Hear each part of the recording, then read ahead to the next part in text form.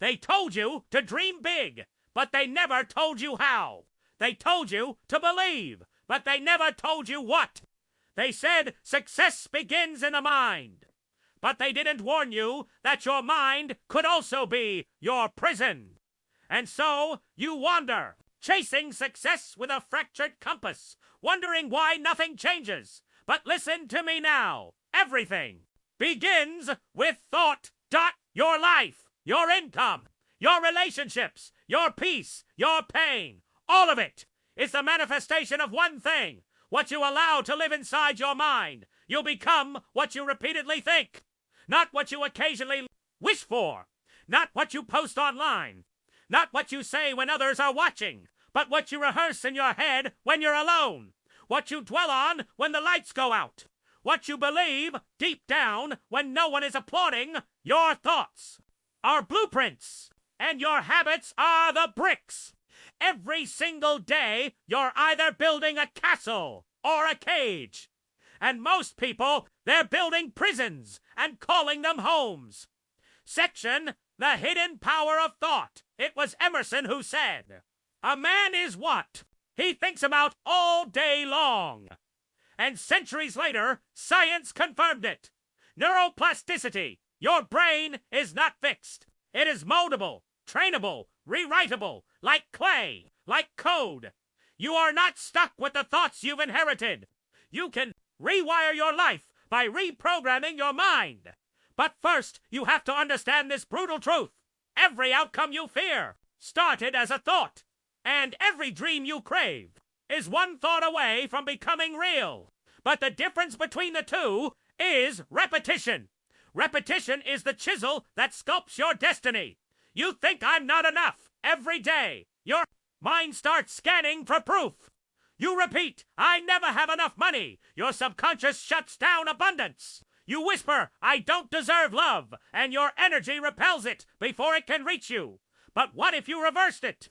What if every single day you fed your mind thoughts of power, of vision, of certainty, of divine potential? What if you whispered, I create, I evolve, I lead? What if your dominant internal narrative became a declaration instead of a doubt? Wouldn't your world shift? It has to, because your mind is a magnet, and you are the electricity that fuels it. Section, Belief as a Creative Force. There's a reason Napoleon Hill didn't begin his book with action is the starting point of all achievement. No, he said, thoughts are things, and desire is the starting point of all achievement. Desire begins with thought. Belief turns thought into vibration, and vibration reshapes reality. Henry Ford, one of Hill's most referenced icons, said it himself. Whether you think you can or you think you can't, you're right. Because your beliefs aren't just reflections of your past. They're the architects of your future. Your belief system is not passive. It's not innocent. It is creative. It creates behaviors. It creates results. It creates limits. Or liberation. So here's the question.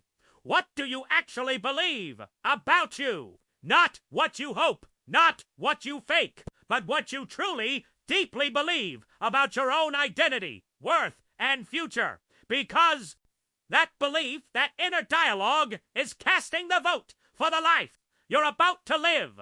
Section, Thought and Identity. Your identity isn't your name, isn't your job, isn't your Instagram bio. Your identity is what you think you are. If you think you're a survivor, you will endure. If you think you're a creator, you will build. If you think you're a failure, you will sabotage your success before it arrives. Your thoughts don't describe who you are. They decide who you become. This is why repetition is your ally or your assassin. Every time you say, that's just the way I am, you're reinforcing a neural wall. Every time you repeat, I've always been bad with money, you're pouring concrete over your potential. Every time you say, I'm too old, too late, too broken, you're not describing reality, you're designing it, Because when a thought is repeated long enough, it becomes a belief. And when a belief hardens, it becomes identity. And your identity always dictates your behavior. So if you want to change your life, you don't start with your schedule, you start with your self-talk. Because you become what you repeatedly think. Section, vision, and mental rehearsal. Visualization isn't woo-woo. It's war strategy for the successful athletes. Use it before every game. Musicians before every concert. World leaders before every speech. Because the mind doesn't distinguish between imagined success and lived success. It builds the same neural architecture. Walt Disney saw the castle before a single stone was laid. Steve Jobs envisioned the iPhone in a world that still clutched flip phones. Muhammad Ali used to say, "I am the greatest," long before the world agreed. Why? Because when you see it internally, repeatedly, emotionally, you make it real externally. If you do not see yourself wealthy, you will repel wealth. If you do not see yourself healthy, you will sabotage your health. If you do not see yourself worthy of love, you will distort and destroy every opportunity to receive it. You have to see it before you become it, because the subconscious is loyal, not logical. It follows your focus. It obeys your repeated imagination.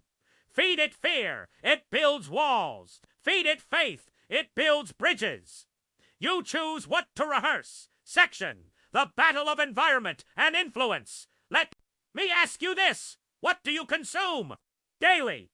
Who do you listen to when the day begins? What voices echo in your ears before you sleep? You become what you repeatedly think, but what you think is often shaped by what you're surrounded by.